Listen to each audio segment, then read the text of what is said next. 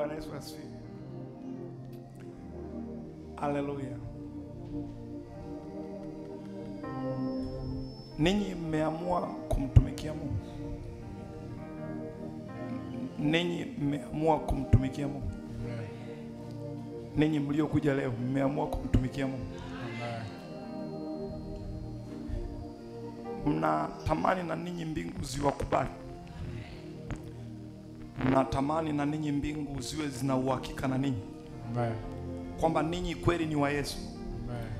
Unatamani kwamba unaweza ukaaga ukoo wako. Napozungumza kuaga ukoo, ni ile hali ambapo ukoo hauwezi ukawa na nguvu kwako, ila Mungu akawa na nguvu kwako. Yesu akawa na nguvu kwako. Unaweza unaweza ukafika kwenye eneo hilo ulimwengu wa roho, kwamba Yesu, mimi nataka na mimi niwe miongoni mwa watu ambao nitakubaliwa na wewe, na nataka unikubali. Sasa nikufundishe vitu viwili tu, alafu nikuache uende nyumbani.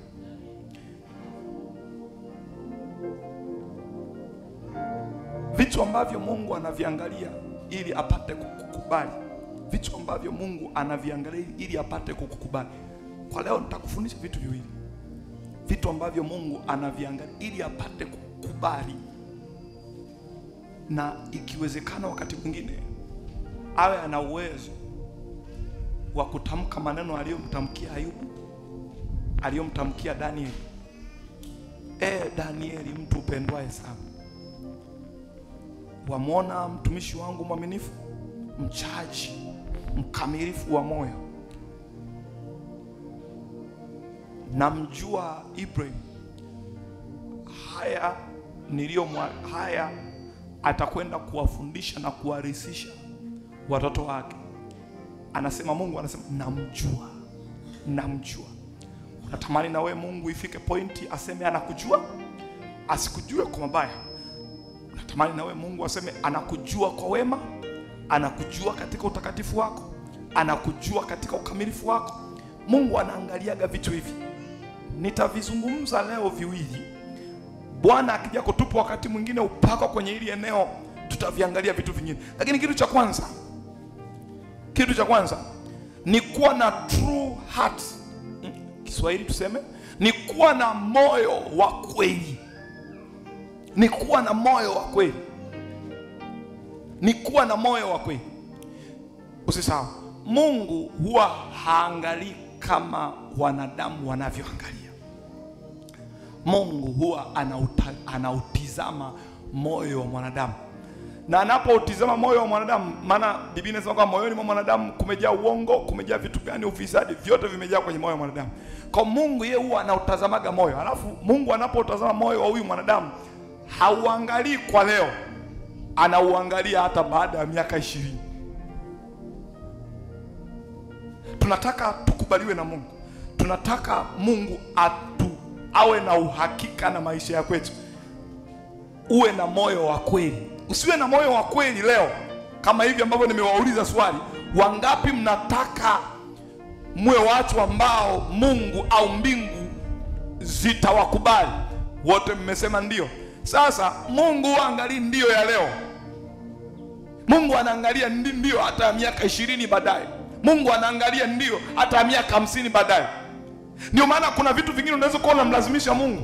Unalazimisha Mungu, mbona hawa watu wapi vitu hivi? Mbona Mungu anaweza kana angalia miaka 50 baadaye, anaona vitu fulani akikupatia leo, wewe hivyo vitu vitakuharibu. Si wote ambao yamkini wameshindwa kupata vitu ni kwa sababu Mungu ameliangalia jambo hilo, lakini nazungumza katika kipande kingine. Kuna watu ambao Mungu anagairi kuwapa vitu fulani kwa sababu anauangalia moyo wake, mioyo yao. Miaka 50 baadaye nikimpa hiki kitu atafika wapi? Anaona uharibifu, anaona uzinzi, anaona ukahaba. Sema usifanye, usimpe vitu hivi. Subiri kwanza.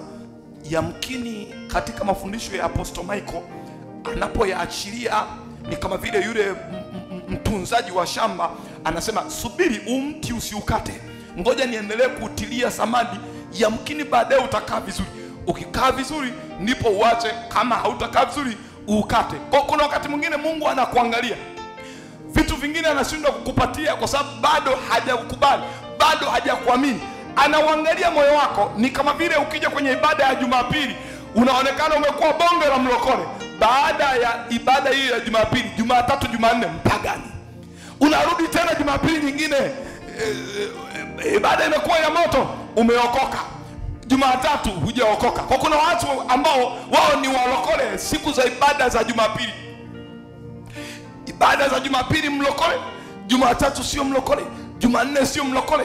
Jumanne, Jumatano anaenda kazini kwake, ni mfanyakazi kule, anadanganya ni mfanyakazi. Kwanza anachelewa hata kazini. Kuchelewa kazini ikiwa umeajiriwa ni dhambi. Kwa anafuruliza dhambi, anakuja. Sikiliza, sikufundishi imani ya kila siku kuungama ukiwa unafanya vitu vya makusudi. Kuna watu wanafundishana viimani hivi, eti utaenda utaungama. Kwa watu wanafanya dhambi za makusudi. Anaanzini Jumanne, Jumatano, Alhamisi, Ijumaa, Jumamosi, Jumapili anaungama. Utasikia vimikono vya unyenyekevu sasa na kimdomo hicho. Akishatoka hapo hiyo juma, akitoka. Na saa hizi dini zingine ukitoka tu hivi unakutana na baa iko hapo hapo jirani tu ya mlango wa dini, hapo hapo kuna baa. Na dini zingine na makanisa mengine hata hayaulizi umetoka kanisani, hapo hapo umeungama, umetubu, hapo hapo pembeni unaendelea unapiga kidogo. Kisa la msingi usilewe. Tutakutana Jumapili nyingine tena. Tutakutana Jumapili nyingine tena. Wana unyenyekevu, wana sura za unyenyekevu siku za Jumapili. Utafikiri mchungaji Michael sasa ni kama shetani fulani hivi. Mbona mchungaji Michael wewe una, yani siku ile wana sura za unyenyekevu. Kwa mioyo yao inanyooka Jumapili kwenye yale masaa matatu mangapi ya ibada. Baada hapo watarudi tena kuungama kwenye kitubio pale madhabahuni kwa apostle, si mchungaji nani, ndio wanarudi pale, wanataka waungame. Wanakuwa ni watu wa siku sita za dhambi, siku moja ya utakatifu. Siku sita dhambi, siku moja ya utakatifu. Kifurushi cha siku sita cha dhambi na uovu, kuna kifurushi tu cha siku moja cha utakatifu. Yanakuwa ndo continuous, yanakuwa ndo continuous life. Watu wengine wanaishi hivi. Unataka ukubaliwe na Mungu, lazima uwe na moyo wa kweli. Sio wa kweli katika siku moja. Mungu aitazame hiyo kweli ambayo umeiapisha nafsi yako ya kwamba nitatembea Mungu na kweli yako milele na milele. Unaweza leo ukasema nimekukubalia mchungaji leo hapa, lakini ukitoka hapa Mungu akiona hicho kitu ulichokipokea hapa, utakuja tena Jumapili na ibada nyingine katikati, Mungu naomba unibariki. Mungu habariki watu ambao hajawaamini. Mungu habariki watu ambao hajawaamini. Wewe unabarikia mijitu mijizi, unabariki mijitu mijizi, unabariki mijitu mizinzi, unabarikije mijitu hiyo? Mbingu sio mbingu za hasara. Mbingu hazifanyi biashara ya hasara. Mbingu nakwambia, na hii ndio injili ya kweli, mbingu hazifanyi biashara za hasara. Nenda huko kwa mitume, ama na apostle, na mimi ni mtume, nenda kwa hao mitume unaowajua, nenda kwa hao manabii ambao unawajua. Wale wanabariki tu jitu jizi zinzi, lina kilabu, unapokea tu mafuta, unapokea baraka. Nenda kwao. Lakini mbingu ni mbingu zilizokamilika. Mbingu ni mbingu za haki. Unapozungumza haki unamaanisha nini? Unapozungumza haki maana yake ni mtu aliyefanikiwa kutekeleza wajibu ambao unampa haki ya yeye kupokea vitu fulani. Maana yake utaelewa unaposema Mungu ni Mungu wa haki, ndio wa haki hivyo, kwamba ni wa haki ambaye anaachilia vitu vyake kwa watu ambao wamefanikiwa kutekeleza wajibu fulani. Itakuwa utakaposikia sauti ya Bwana Mungu wako na kuyafanya maagizo yote ni kuambia leo, baraka hizi zitaambatana na wewe. Kwa unaona, anazungumza wajibu, anazungumza haki. haki plus wajibu equals to sheria, equals to law. Wewe unataka sheria ya mafanikio, sheria ya kubarikiwa hiyo upande wako. Unadai tu haki, haki, haki, haki, haki. No. Protocol za kimbingu wasiko hivyo. Bwana Yesu asifiwe. Protocol za kimbingu wasiko hivyo. Kwa Mungu haangalii hiki ambacho unakikubali leo. Mtakuja hapa makimbilio hapa the heaven. Utafikiri wote watakatifu. Neno litapita, mtalialia, mtasema tumepokea upako kama hicho ambacho umekipokea. Mungu anakiangalia sio kitu ambacho kitakuwa continuous, kitakuwa ni lifetime. Utakuwa na dimba tu. Mchungaji Mike kwa na upako. Sio kama sina upako. Wewe mwenyewe tu ndio unafanya upumbavu. Kwa sababu kile ambacho unakipokea haujakubali toka ndani ya moyo wako kama ndio kiwe sehemu ya maisha. Sikiliza, kuna mambo ambayo hata hapa kanisani kuna mafundisho ambayo ni kama vile yanajirudia rudia. Kwa nini yanajirudia rudia? Yanajirudia kwa sababu wewe mwenyewe unarudia pale pale. Unaoga, unapaka matope tena. Umeoga, unaenda kujipaka utafikiri nguruwe. Acha maisha ya nguruwe. Acha maisha ya nguruwe. Acha maisha ya nguruwe. Acha maisha ya nguruwe. Acha maisha ya nguruwe. Usemi amina. Na wewe unayetusikiliza na kutufuatilia sehemu yote, acha maisha ya nguruwe. Maisha ya nguruwe ni maisha leo unakuwa mtakatifu, unaenda tena kujichovya kwenye uchafu. Biblia imezungumza, ni maandiko yote haya. Acha maisha ya nguruwe. Acha maisha ya nguruwe. Jitahidi kuwa na moyo wa kweli. Sio leo. Usiwe na moyo wa kweli hapa. Hata ukitoka hapa, hiki ambacho umekisikia kiendelee kupiga kelele. Sheria yangu, sheria yako naipenda mno, maana ndiko kutafakari kwako. Sheria yangu, sheria yako naipenda mno, maana ndiko kutafakari kwangu. Maagizo yako hunitie hekima, huniweka juu ya adui zangu. Ninazo akili kuliko wakufunzi wangu wote, maana sheria zako ndizo nizitafakarizo. Haleluya. Haleluya. Kuwa na true heart. Peter, ningekupa milioni 500 after 50 years utakuwa wapi? Mungu anasearch, anazoom. Mungu angalia, yani Mungu angalia unachokieleza sasa hivi. Nina bidii, hamna. Unaweza kuwa na bidii za mchongo, yani maisha yamekupiga ndio maana bidii ya kuomba. Yani sema amina. Ya unaweza kuwa na bidii ni kama vile ndani wewe unamtaka sana Yesu. Kumbe unachokihitaji ni ili utatue matatizo yako. Nimewaona watu wengi hata hapa, nimewasaidia wengi. Nimewaombea wale ambao kwa maana ya walioko hapa Dar es Salaam, lakini wako wengine hata mikoani, wako wengine hata mataifa ya nchi. Bwana Yesu asifiwe. Utaona wakati ule alipokuwa na shida, alipokuwa na tatizo, yani utafikiri mbingu ni za kwake. Yani wanaoomba sana ndo yeye, wanaowahi kanisani ndo yeye. Lakini unaona baada ya Mungu kumpa hatua fulani. Kijana mmoja aliwahi kufika hapa akiwa na mazingira magumu sana. Alikuwa msomi, amesoma, amekaa karibia miaka 6-7. Hana ajira. Amekuja mikono iko hivi mbele, mnyenyekevu. Unaona mpaka naye mwenyewe sio mchungaji, sio mnyenyekevu. Bwana akanipa neema, nikaanza kuomba naye. Nikaomba naye. Aliwahi kutuma kazi nyingi akiwa haitwi. Lakini baada ya kuomba naye, wale watu wakaanza kumuita, na baadaye akaitwa kwenye kazi moja, nisitaje jina hiyo taasisi. Na hiyo taasisi pia ikawa inahitaji ile farii, yani mtu anaweza kumthibitishia kwamba ni mtu mwaminifu, mwanaume wa watu. Mungu amenipa neema ya uandishi. Nikitulia nikiandika vizuri najua kuandika. Nikaandika barua, nikamwandikia, nikatulia kweli kweli. Nikamwandikia ile barua hilo. Ameokoka. Ni mwaminifu. Ni mtiifu. Hana kiburi. Ni mwaminifu kwenye fedha. Mjazia kila sifa. Kijana kaipeleka. Walipokwenda kusoma ile barua ile, lazima sio watumishi ndio hao. Jamaa wakalipa kazi. Maisha yakaanza kwenda. Mchungaji, nakushukuru.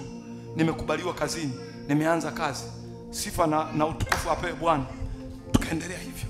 Mwezi wa kwanza, wa pili, wa tatu, hata zile salamu za Bwana Yesu asifiwe utasikia nilikuwa busy leo, nirudi usiku, nirudi night. Kiswahili kinabadilika. Baada ya kama nirudi usiku, nirudi night. Sawa, haina shida. Maisha yakaendelea. Ikaanza kupita miezi mitatu hakuna mawasiliano, miezi minne hakuna mawasiliano, mwaka mzima hakuna mawasiliano, miaka miwili. Haina shida. Bahati nzuri, kitu ambacho ninamshukuru Mungu, sikuitwaga kwenye utumishi kama vile mtu ambaye alikuja kutafutia pesa huko. Akili ninazo, Bwana alinipa elimu. Ndio maana nazungumzaga nyakati fulani nilikuwa nazungumza nikasema, ikatokea leo Mungu anasema hivi, mwanangu, namna ya kunitumikia kwa mazingira haya ya kuwa full time minister yamekwisha. Nataka unitumikie kwa kutoa sadaka zako ukafanye kazi nyingine. Sijawahi kuipenda Dar es Salaam, hata kama nakaa Dar es Salaam kometi na enjoy sana Dar. Kwa sababu Dar es Salaam haijai kuwa choice yangu ya mimi kukaa Dar es Salaam. Najua mpo na nyinyi wengine ambao yamkini Dar es Salaam haijai kuwa choice yenu. Lakini yamkini sasa hivi mmekaa mna. Nikamwambia ukiniruhusu, ukiniambia kazi yako imeisha hapa, na hivi namshukuru Mungu nimepewa ushapa, hata leo hii jioni naweza nikaondoka Dar es Salaam. Yaani Mungu anakuambia, mwanangu, umemaliza kazi Dar es Salaam, sasa hivi nataka ukae mfanya biashara, nitakubarikia huko. Wewe una support kazi za wahubiri, wakina Peter, wao wachungaji. Kwa ninajijua. Jambo la kwanza, sio mvivu, sijawahi kuwa mvivu. Jambo la pili, I'm a hard working. Sio mtu mvivu. Basi hata vinyenzo viwili vitatu vya kuanzia sehemu kazi ninavyo, sio kaelimu ninako. Maana yake kuna sehemu ninapo pa kuanzia kazi. Na mimi to my mindset sikuwahi kuamini kuwa kazi hazipo. Kwa nini? Kwa sababu ya namna ambavyo nilijitengeneza nilipokuwa nasoma, nikiwa kidato cha 5 cha 6, nilipokuwa chuo kikuu. Sijawahi kuamini kuwa kazi hazipo. Najua hata leo akiniambia toka hapa nenda, najua nitapata kazi. Hallelujah. Hallelujah. Hallelujah. Hasa kaambia, ningekuwa kijana au mtumishi ambaye am after money, sio ningekuwa nakuazika sana. Furaha yangu mimi ni ninyi mjae hapa, niachilie neno. Katokea siku mmejaa hapa, naachilia neno, moyo wangu unafurahi kama ninakitengeneza kizazi ambacho hata nikija kuondoka, nikija kuwa siku hiyo mbinguni, nasema kuna kizazi nilikiacha. Hiyo ndio furaha yangu. I'm not after money. Natamani kuona ile hali. Sikiliza. Sikiliza. Kwani hapo andiko tumesoma a true heart. Bado. Okay. Kabla ya hapo, hebu tuangalie hapo andiko alafu tutarudi hapo. Angalia kitabu kile cha Kumbukumbu la Torati sura ile ya 5. Unisikilize.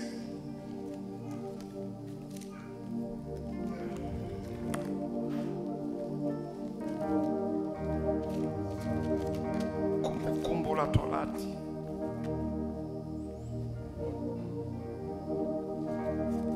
Kumbukumbu la Torati sura ya 5 mstari wa 29. Yes, twende 5:29. Muda unakimbia kweli leo. Twende. Lakini mpaka nimalizie pointi ya mwisho. Twende. Right, kama wangekuwa na moyo huu ndani yao siku zote. Right, kama wangekuwa na moyo huu ndani yao siku zote, wakunicha na kushika amri zangu siku zote, sio siku moja, wapate kufanikiwa na true heart. Moyo wa kweli. Moyo wa kweli haupimwi kwa siku moja. Wa kushika amri zangu siku zote. Wa kushika amri zangu siku zote. Right, kama wangekuwa na rudi hapo. Right, wangekuwa na moyo kama huu. Right, wangekuwa na moyo kama huu. Mungu anatafuta moyo kama huu. Upi huo? Ndani yao siku zote. Ndani yao siku zote. Wakunicha. Moyo anaoutafuta ni moyo wa kumcha yeye. Na kuzishika amri zake. Na kuzishika amri zake Mungu siku zote. Kwa hiyo kama kuna amri, what is amri? Amri ni agizo. What is maagizo? Maagizo ni maelekezo. Let's say Mungu anasema ili watu wao warithi wa madhabahu, ili wapokee urithi wa madhabahu, lazima wafanikiwe kuzishika amri za madhabahu na kuziishi kila siku. Zipi hizo? Wahi saa 3 kamili. Zipi hizo? Mafundisho yetu ndio dira yetu, mafundisho yetu ndio msimamo yetu. Anasema hivi, tuendelee. Hawa ambao wameamua kuzishika amri za hiyo madhabahu, za hiyo SSC, sio siku moja, sio wahi ibadani siku moja, sio uyaelewe mafundisho ya leo tu afu ya kesho na goma kuyakubali. Yote endelea. Wapate kufanikiwa wao na watoto wao milele. Okay.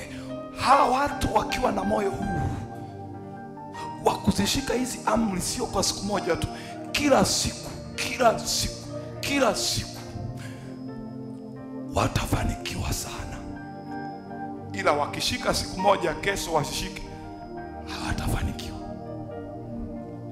Unaweza kulipokea neno siku moja ukasema umelielewa, kesho unaendelea na umburura wako. Umburura ndo nini? Hivyo yaani umekuja siku hii umeelewa, umepokea neno, kwa kweli huu mwaka wangu umeruka mpaka na hivi, huu mwaka wangu. Lakini masharti ya huo mwaka wako, masharti ya huo mwaka wangu, Mungu anasema lazima tufanikiwe kutekeleza na kutii maagizo. Wengine wako wapi hapa? Mwaka wangu. Wengine wako wapi hapa? Lakini angalia walipokuwa wanapokea lile neno kwenye ile siku ya mwaka mpya. Sasa ukiona haya, maana yako utaelewa hata mahali hapa wako watu ambao wanapokea miaka kichinga, wanapokea miaka kipagani. Leo wako wapi? Ndio tulizungumza mwaka wangu, alafu watu wasiwepo kwenye ibada. Wangapi waliofurahia? Kwa walifanikiwa kulipokea lile neno. Ni kama vile wamelipokea, limekaa kwenye mioyo yao, lakini hawakuwa na moyo wa kweli wa kuzitekeleza na kuzitii zile amri siku zote. Walisema leo mwaka mpya tumelipokea, lakini siku zinazofuata hatutaendelea. Alafu namwambia Mungu wewe unanijua, huu ndio moyo wangu. Unajua moyo ambao Mungu anakujua wewe? Eti huu ndio moyo wangu. Mungu anauliza upi? Mimi nakupenda wewe. Unanipenda, unatekeleza amri zangu wiki moja, wiki inayofuata unaendelea na umburura wako, unanipenda. Eti huu ndio moyo wangu. Utazame moyo wangu. Wewe unajua moyo, Mungu anauangalia moyo wako, anaona mweusi mchafu, mwongo.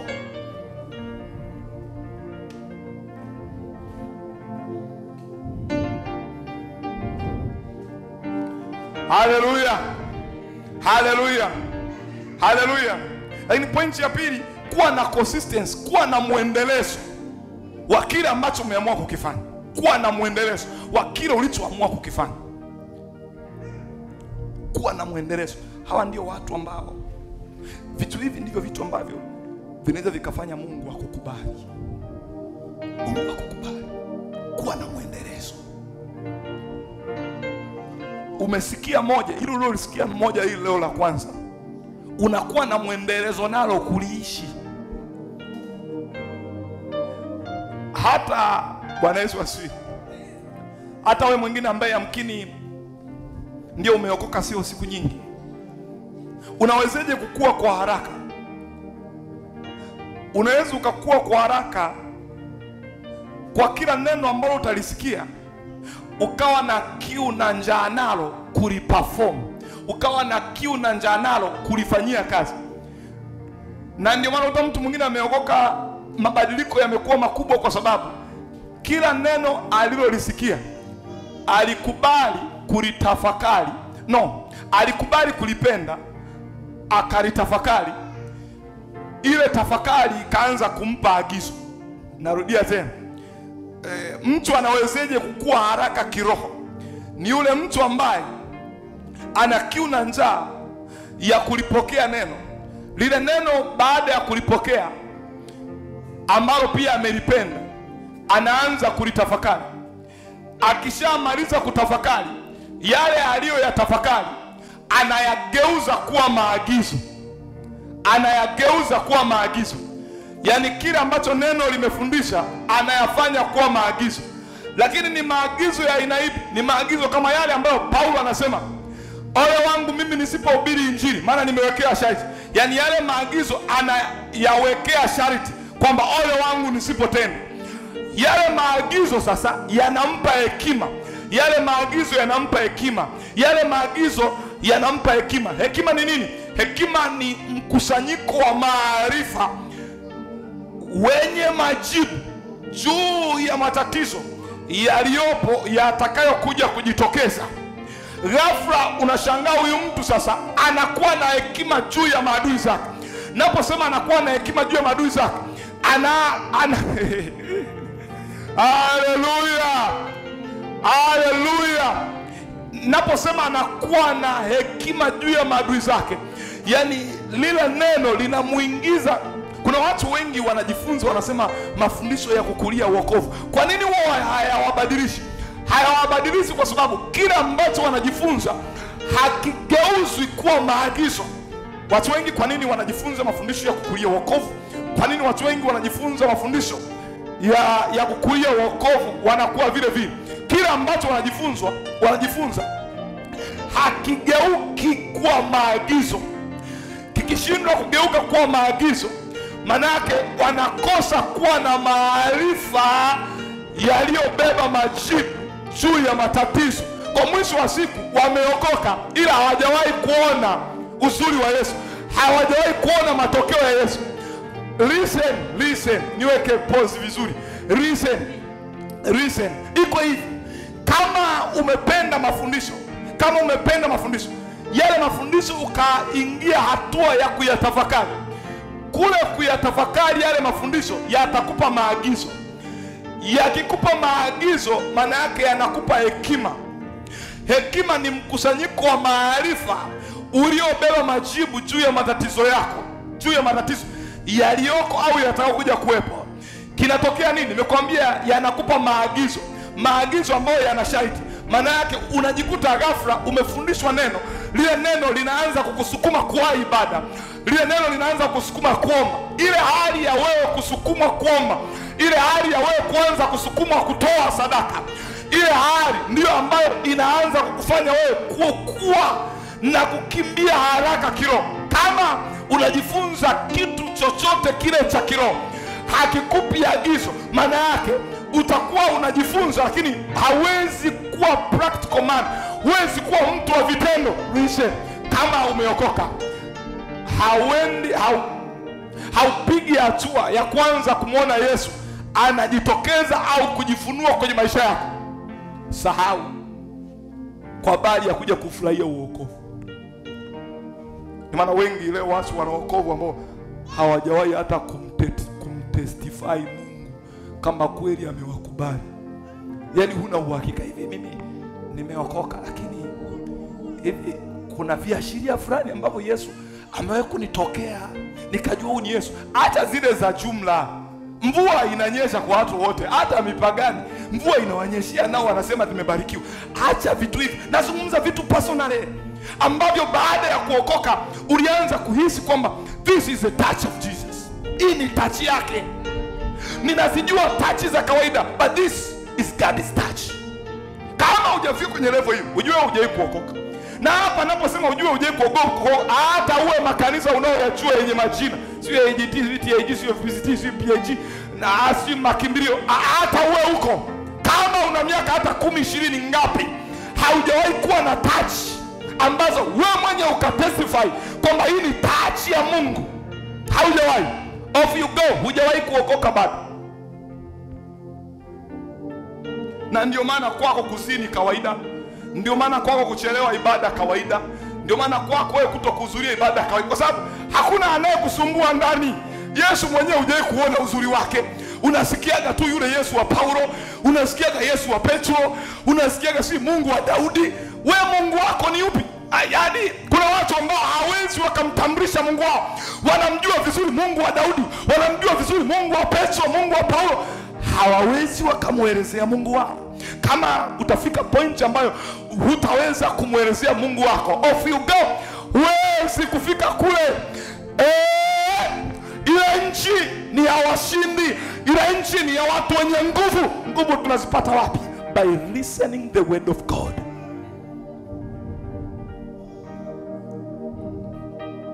Ubarikiwe na Bwana. Nyosha mkono wako nikuombee uende nyumbani kwenu. Funika macho yako. Amua kubadilika. Kuna mitembeo, kuna vitu ambavyo Mungu atakuwa anaviachilia very special. Amua kubadilika. Ni maana kuna wengine nalizungumza wakati fulani mwisho wa mwaka huu. Kuna watu wengi watakwenda kubadilika kiroho hapa isivyo kawaida. Jitahidi uwe ni miongoni mwa watu. Mungu atembei na kundi la watu wengi. That's why acha kuishi maisha ya mob psychology. Hebu wewe mwenyewe kama unaamua kutembea na Mungu, tembea na Mungu wewe mwenyewe binafsi.